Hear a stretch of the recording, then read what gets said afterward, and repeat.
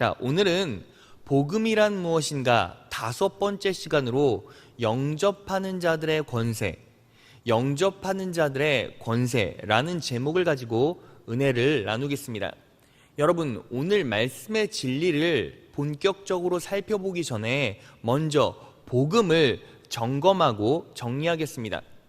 여러분, 복음이 무엇입니까? 복음은 죄, 죽, 사, 십, 영입니다. 죄는 뭐죠? 인간은 모두 죄인입니다. 죽은 무엇입니까? 죄의 결과는 결국 죽음뿐입니다.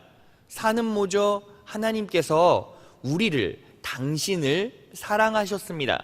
십은 무엇입니까? 그래서 예수님께서 십자가에 못 박혀 돌아가셨습니다. 십자가에만 구원이 있다는 거죠. 그리고 영은 무엇입니까? 영접하는 자는 하나님의 자녀가 됩니다. 이게 바로 복음입니다. 이 복음을 마음속에 잘 녹여내시고 삶에 적용하셔서 하나님께서 우리에게 복음을 통해 예배해 놓으신 놀라운 은혜를 매일 매순간 누리시는 여러분 되시기를 진심으로 축원합니다. 자, 오늘은요, 죄, 죽, 사, 십, 영이죠. 영접하는 자들의 권세를 알아볼 거예요. 오늘 본문 말씀 요한복음 1장 12절 상반절을 보면 영접하는 자 곧 그 이름을 믿는 자들에게는 이라는 말로 시작하죠. 여기서 영접하는 자는 곧 그 이름을 믿는 자, 예수 그리스도를 믿는 자를 말합니다. 그런데 여기서 믿음은 헬라어로 의지하다, 위탁하다라는 복합적인 의미를 가져요. 그러니까 영접하는 자는 어떤 사람을 말합니까? 예수 그리스도의 십자가의 구속의 은혜를 머리로 인식하고 마음으로 받아들일 뿐 아니라 그 은혜에 내 삶을 완전히 위탁하는 것, 바로 그런 사람이 영접하는 사람이에요. 철저히 십자가의 구속의 은혜에 내 인생을 맡기고 하나님만을 의지하는 자가 바로 영접하는 자죠.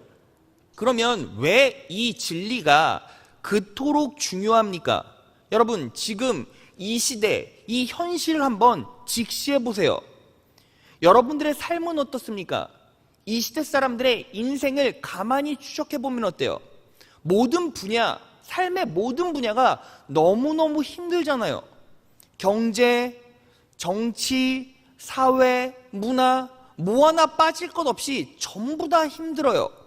그래서 이 시대에 이 어려운 상황들을 삶으로 끌어안아야 하는 세상 사람들의 고충이 무엇입니까? 염려가 되고 두렵고 미래가 막막해요.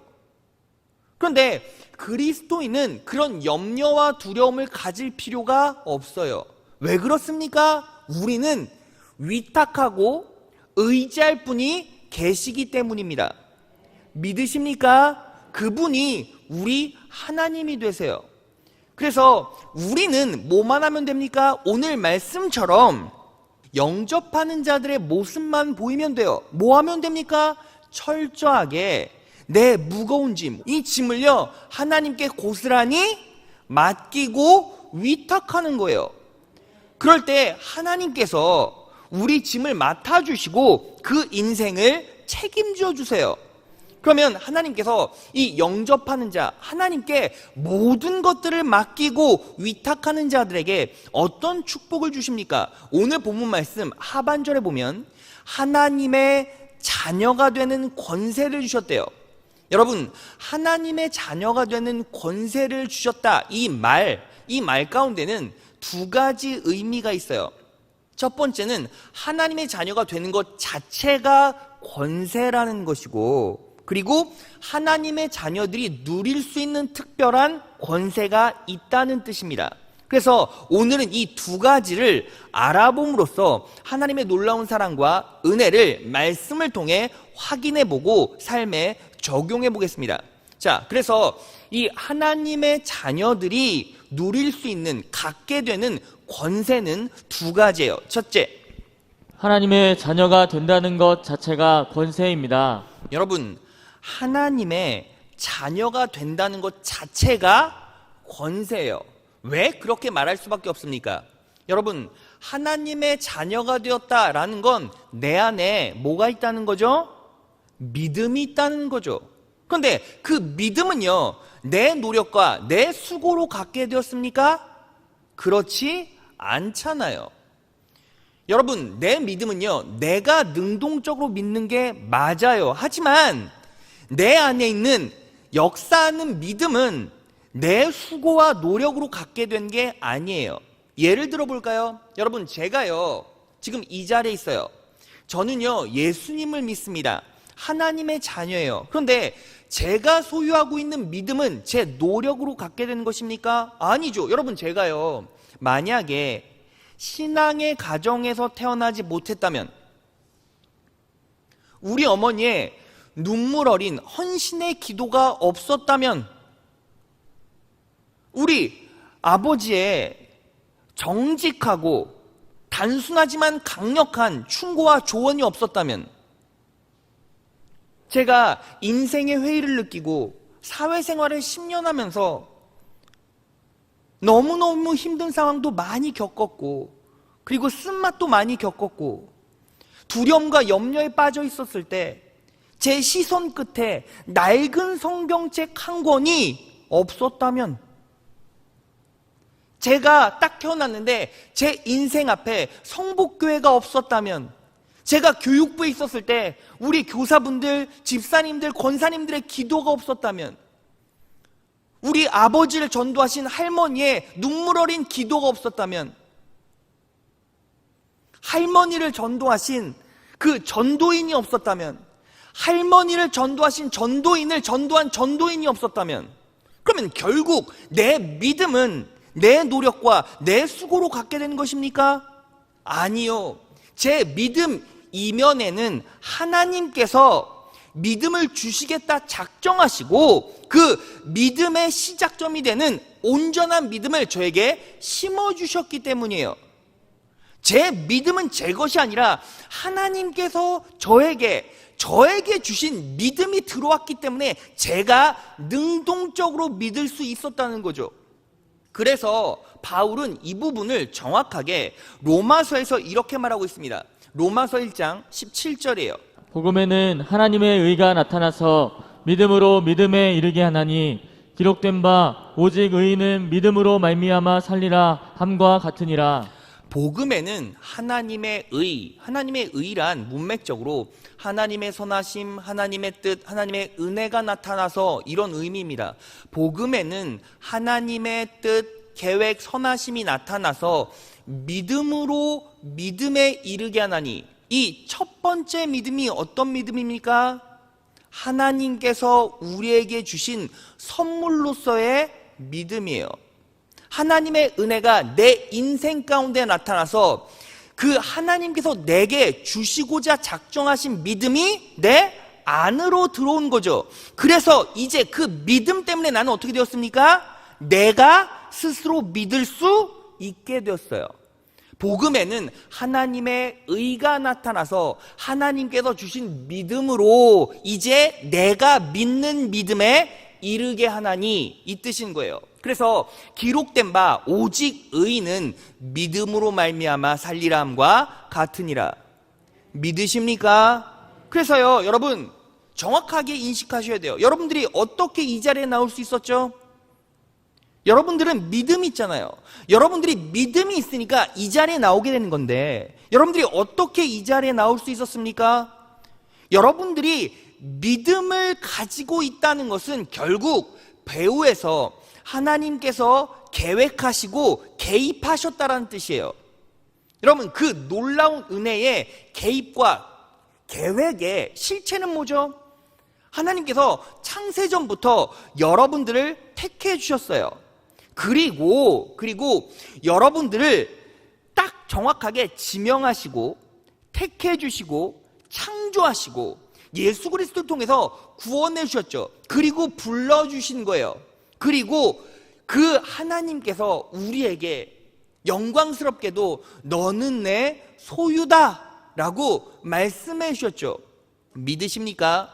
그래서 에베소서 1장 4절을 보면 이렇게 나와 있네요. 곧 창세 전에, 모든 것들이 창조되기 전에 그리스도 안에서 우리를 택하사라고 나와 있고, 이사야 44장 2절을 보면 너를 지으며 너를 창조했으며 너를 모태에서 조성하고 모든 환경을 조성하고, 이사야 43장 1절을 보면 내가 너를 구속하였고 예수 그리스도의 십자가의 구속의 은혜로 여러분들을 구원하였고 내가 너를 지명하였고 내가 너를 불렀나니 너는 내 것이라. 여러분, 그러니까 믿음이 간단한 게 아니죠. 내가 지금 믿고 있다는 게 아주 간단한 문제가 아니라 천지가 창조되기 전에 이미 계획되어진 하나님의 놀라운 개입으로 우리가 지금 이 자리에 있다는 거예요. 믿으십니까? 그러면 이 믿음이 결국 내 겁니까? 내 노력입니까? 내 수고입니까? 아니요. 내 믿음은 오직 은혜요, 오직 하나님의 선물이라는 거예요. 그래서 에베소서 2장 8절로 갑니다. 너희는 그 은혜에 의하여 믿음으로 말미암아 구원을 받았으니 이것은 너희에게서 난 것이 아니요 하나님의 선물이라. 여러분, 믿음이 무엇입니까? 믿음은 하나님의 선물입니다. 믿으십니까? 자, 우리 옆 사람과 이렇게 인사해 볼까요? 내 믿음은 선물입니다. 우리의 믿음은 선물입니다. 여러분, 그러면 하나님께서 여러분들에게 선물로 믿음을 주셨잖아요. 그러면 그 믿음을요, 어떻게 해야 되죠? 이제 선물로 받았으면 이제 뭐합니까? 포장지 뜯어서 누려야 되잖아요. 그러니까 하나님께서 여러분들에게 믿음을 주셨으면 그 믿음을 가만히 가지고 있는 것이 아니라 인생에서 활용하고 작용시켜야 된다는 거죠. 바로 이것이 하나님의 자녀된 권세예요. 그래서 두 번째입니다. 둘째, 하나님께서 주신 믿음을 능력으로 작용시키십시오. 여러분, 하나님의 자녀들이 누릴 수 있는 권세가 무엇입니까? 내가 하나님의 자녀가 되었다, 이것 자체도 권세고, 이제 하나님의 자녀들이 누릴 수 있는 권세가 있다는 거예요. 그게 뭐죠? 하나님께서 주신 믿음을 내 삶의 능력으로 작용시키라는 거죠. 자, 그러면요, 여러분, 제가 여러분들에게 물어볼게요. 하나님께서 여러분들에게 분명히 기적을 베풀어 주실 것입니다. 믿으십니까? 안 되는 상황을 되게 만들어 주실 것입니다. 믿으십니까? 자, 그런데 하나님께서는 어떻게 역사하시죠? 우리의 믿음을 보시고 성령님이 역사하십니다. 자, 로마서 15장 13절을 다 같이 읽겠습니다. 시작. 소망의 하나님이 모든 기쁨과 평강을 믿음 안에서 너희에게 충만하게 하사 성령의 능력으로 소망이 넘치게 하시기를 원하노라. 소망의 하나님이 모든 기쁨과 평강을 믿음 안에서 우리가 믿으면 너희에게 충만하게 하사, 믿으면 넘치게 해주시는데 무엇으로? 성령의 능력으로. 그러니까 우리가 믿으면 성령 하나님께서 일하시는 거예요. 우리가 믿으면 성령 하나님께서 일하십니다. 믿으십니까? 자, 그러면 여러분, 실제로 우리가 믿었어요. 믿음으로 성령 하나님께서 일하실 때 어떤 기적이 일어납니까? 가장 중요한 첫 번째는 내 영혼이 잘 되죠. 내 영혼이 구원받는 거예요. 그래서 요한복음 3장 16절에 보면 이렇게 나와 있네요. 하나님이 세상을 이처럼 사랑하사 독생자를 주셨으니 이는 저를 믿는 자마다 멸망치 않고 영생을 얻게 하려 하심이니라.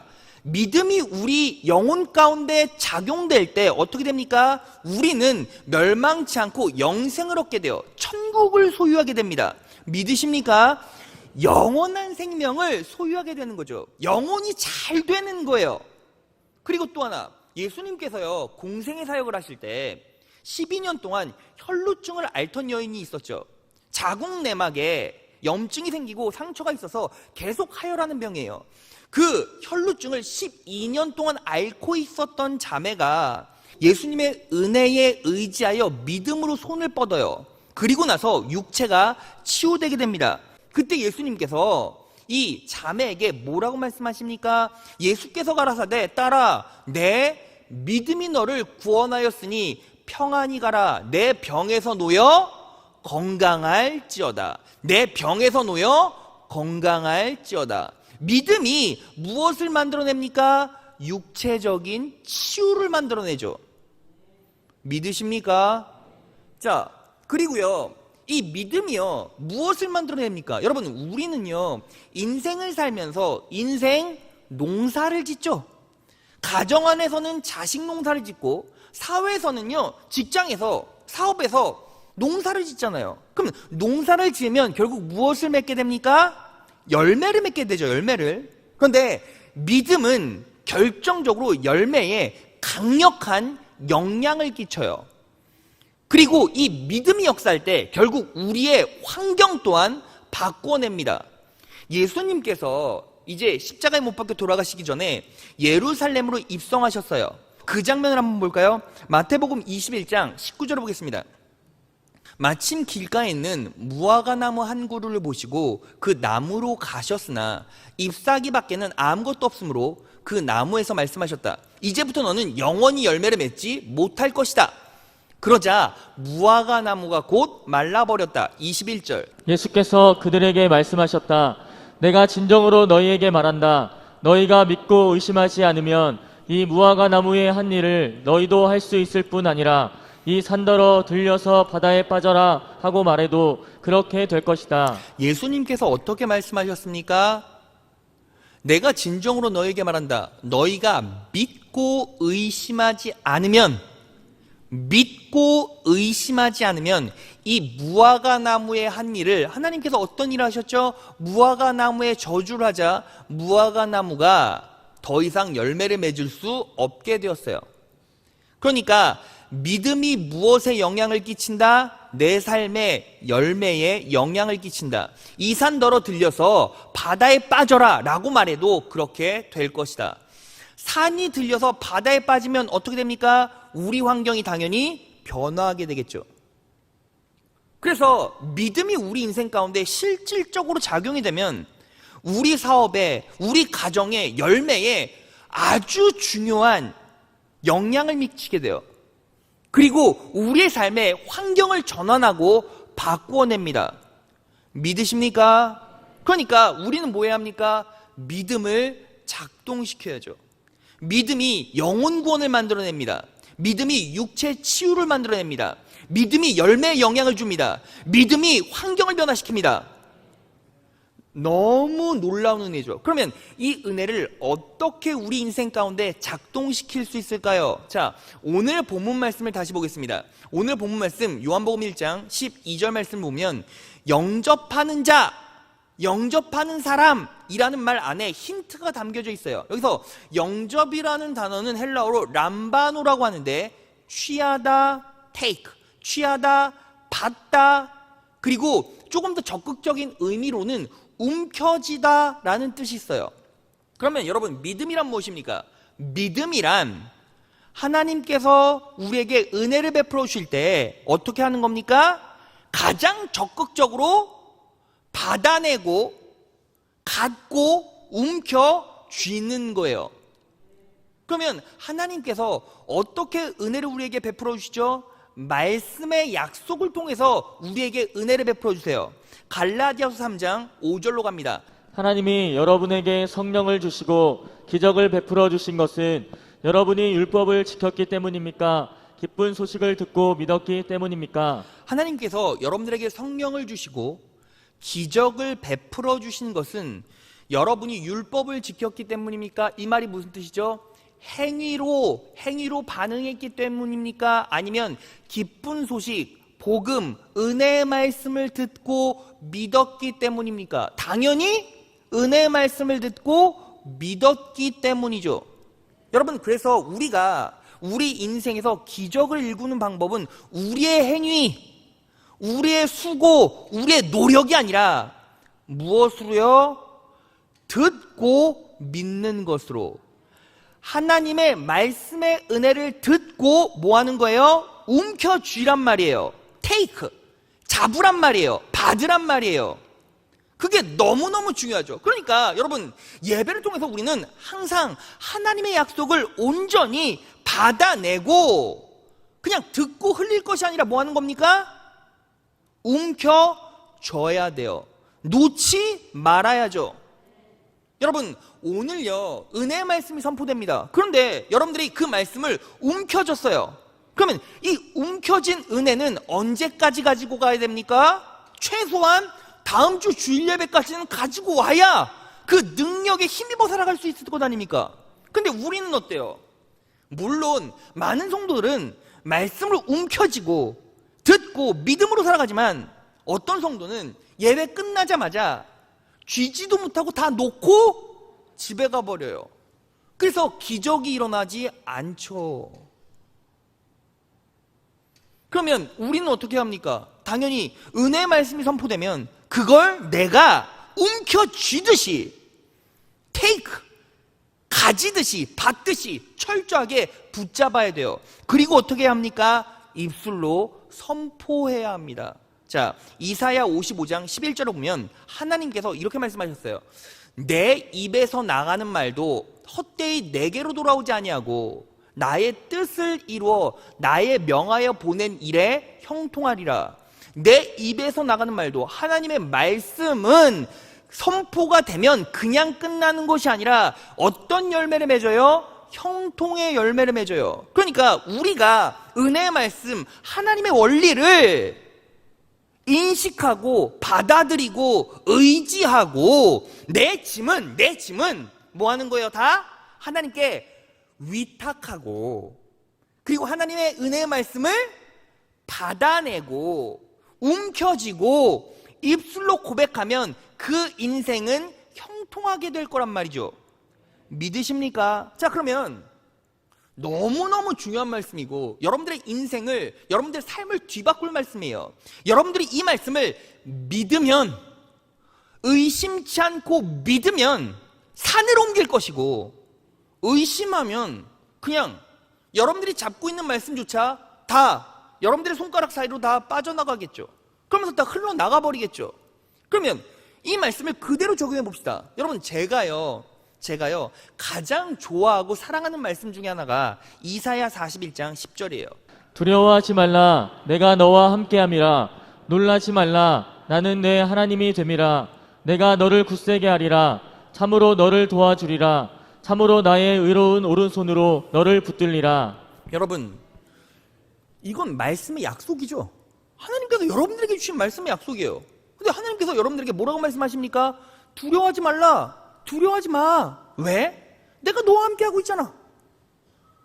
놀라지 마. 야, 인생에서 깜짝 놀라는 일이 참 많지만 놀라지 말아라. 왜? 나는 너의 하나님이 되니까 내가 너를 굳세게 해줄 거야.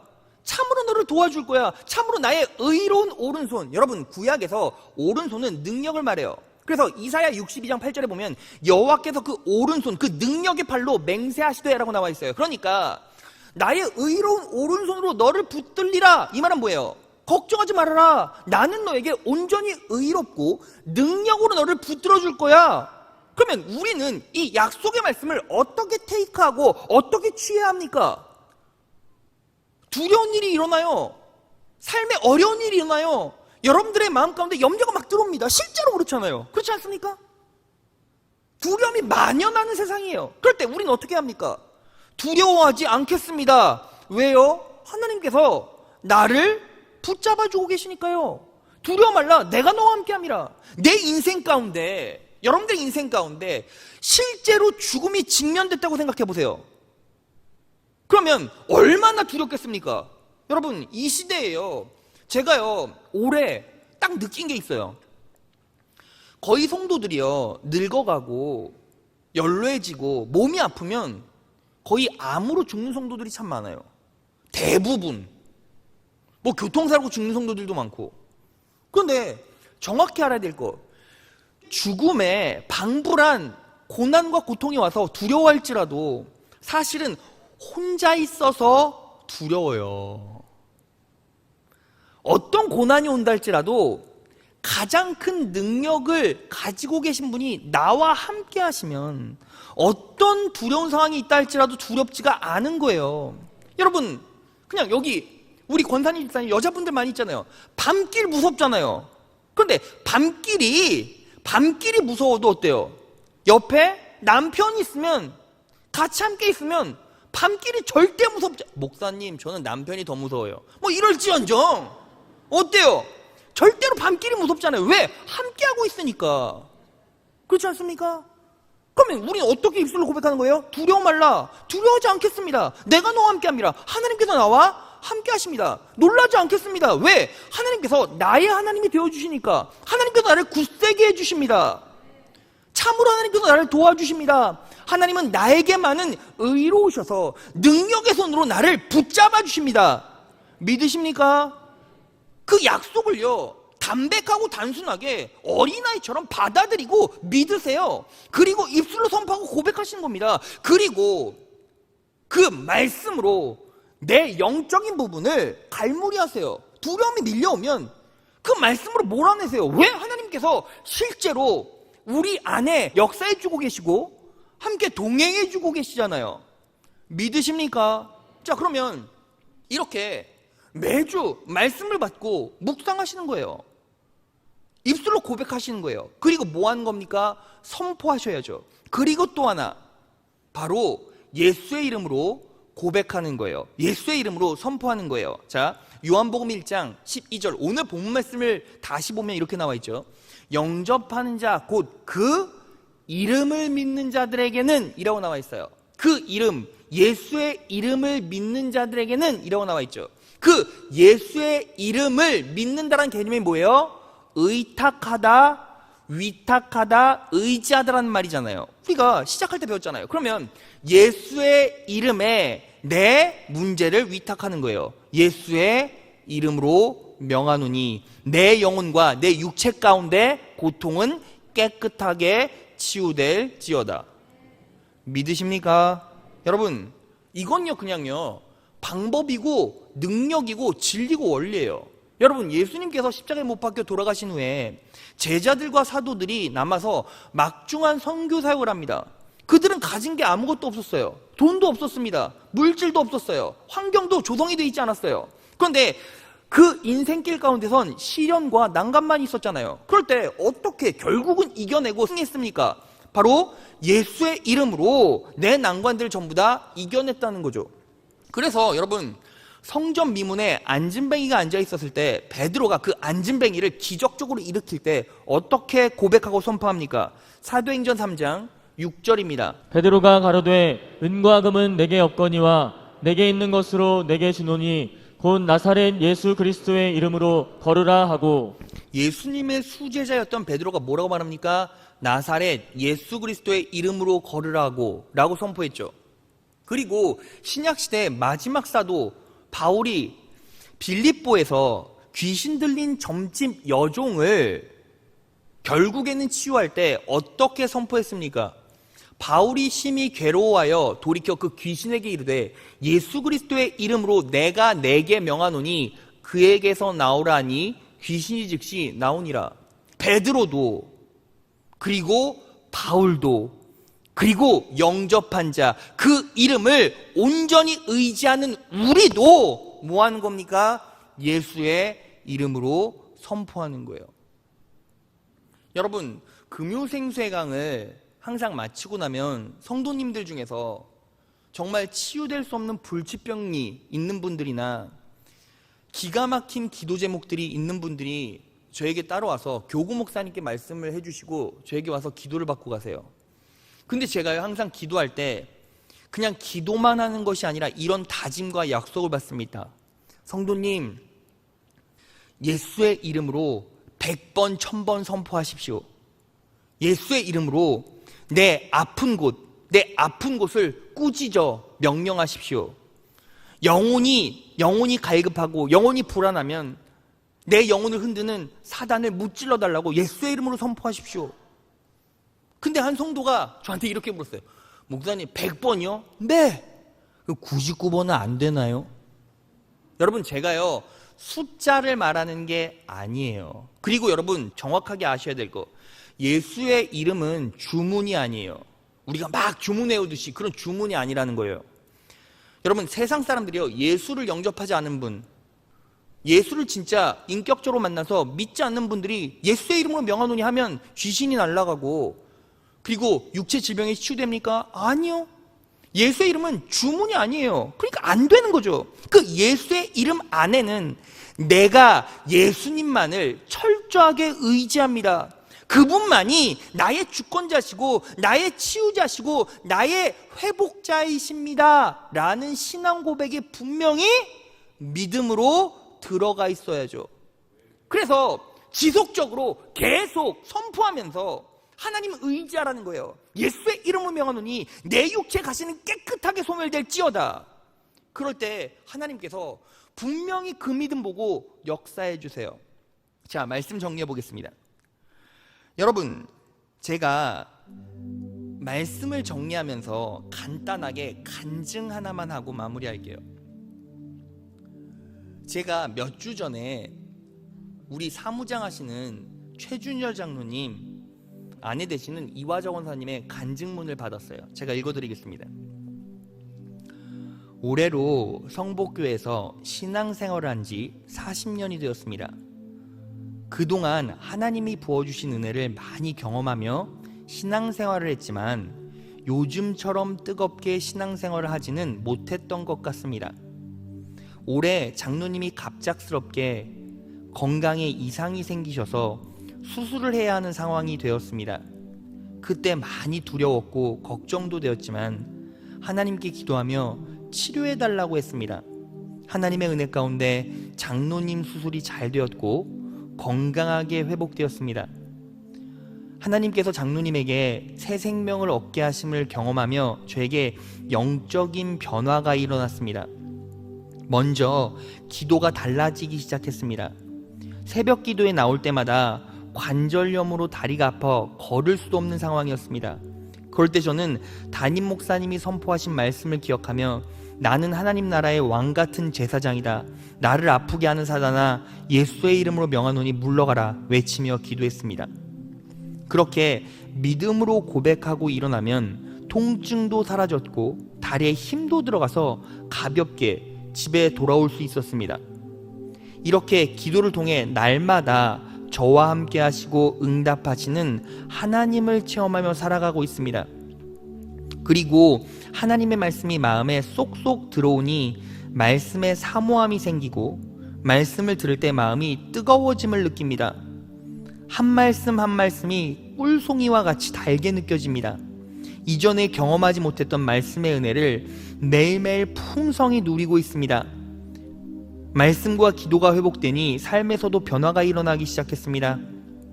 작은 것에도 하나님의 뜻에 어긋나지 않게 살려고 하고 날마다 모든 것에 감사하며 살고 있습니다. 지금 어깨 골절로 인해 병원에서 치료를 받고 추스르고 있지만 이것도 하나님께 감사합니다. 오른팔이 안 다친 것에 감사하고 다리를 안 다친 것에 감사하고 다른 사람이 아닌 제가 다친 것에 감사하고 있습니다.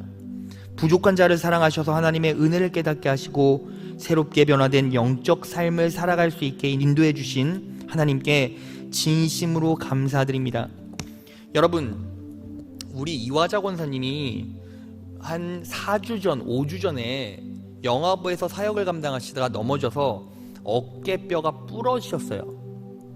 그래서 병원에 입원했습니다. 제가 그 소식을 듣고 얼른 병원으로 갔는데 그때 이화자 권사님이 처음 저에게 하신 말씀이 그거예요. 목사님, 너무 마음이 아파요. 너무 마음이 아파요. 왜요, 권사님? 목사님, 이제 복음 시리즈 시작했는데 그거 말씀 못 듣는 게 직접 와서 예배당에서 직관할 수 없는 게 너무 힘들어요. 제가 깜짝 놀랐어요. 제가 어깨 수술하고 바로 갔거든요. 지금 통증 때문에 너무 아파야 되는데 그것 때문에 가슴이 아프대요. 그러면서 자연스럽게 인생 얘기가 펼쳐졌어요. 목사님, 제가요 올 한 해가 인생 가장 힘들었습니다. 우리 최 장로님이 폐에 암이 생겨서 수술하셨잖아요. 그 수술 가운데서 저는 큰 충격을 받았고 평생 건강하게 사셨는데 암이 생기니까 너무 충격을 받았고 힘들었어요. 그런데 하나님의 은혜만 온전히 의지하고 힘들 때마다 예수의 이름으로 선포하고 기도했습니다. 그랬더니 하나님께서 온전히 역사해 주셨고 개입해 주셔서 선하게 인도해 주셨어요. 제가 관절염 때문에 평생 이렇게 고생하고 지금도 너무 아프고 힘든데 일어나서 걷기도 힘들고 앉기도 힘들고 왔다 갔다 하기도 힘든데 그때마다 언제나 예수의 이름으로 선포합니다. 예수의 이름으로 선포합니다. 그럴 때 하나님께서 은혜 베풀어 주셔서 모든 사역 다 감당할 수 있게 도와주세요. 그래서 감사합니다.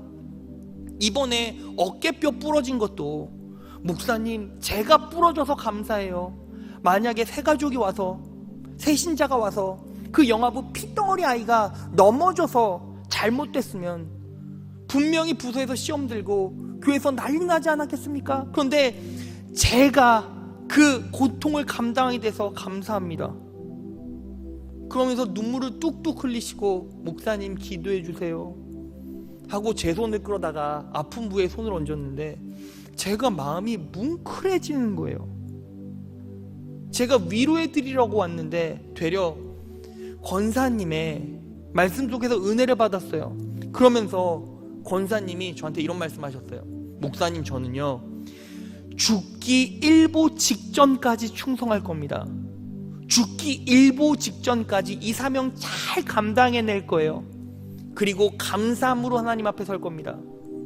여러분, 여러분들의 가족 가운데, 아니 여러분들의 육체 가운데 암덩어리가 있다라고 한번 가정해 보십시오. 여러분들의 아버지가, 여러분들의 어머니가, 내 아내가, 내 남편이 암에 걸렸어요. 그 모진 일을 겪고 나서 또 열심히 사역하는데 어깨도 부러졌어요. 온몸에 육체에 관절염이 있어요. 가시예요. 그런데 그 권사님 영혼 가운데 누가 역사하고 계십니까? 성령님이 역사하고 있고 복음의 능력이 역사하고 있고 예수 그리스도가 그분과 동행하시니 그분의 입술 가운데는 뭐만 나와요? 감사함만 나오는 거예요. 여러분, 세상 사람들에게 한번 물어보십시오. 우리 아버지가 암이야. 내 육체에 가시가 이렇게 많아. 나는 축복받은 존재냐? 세상 사람들의 시선에서는 어떻게 예수 믿는다는데 가족이 암병 걸리고 본인이 그렇게 고생해? 세상 사람들이 봤을 땐 이건 은혜가 아니라 저주로 느껴질 수 있죠. 그런데 우리는 무엇을 정확하게 인식해야 합니까? 복음으로 거듭나고 하나님의 은혜로 뒤바뀐 자는 어떤 시련과 환난이 와도 그 인생이 나에겐 뭐가 돼요? 감사함이 된다고요. 그게 뭐예요? 능력이라는 거죠. 여러분, 결국 누가 승리하겠습니까? 결국 누가 일어나겠습니까? 결국 누가 형통하겠습니까?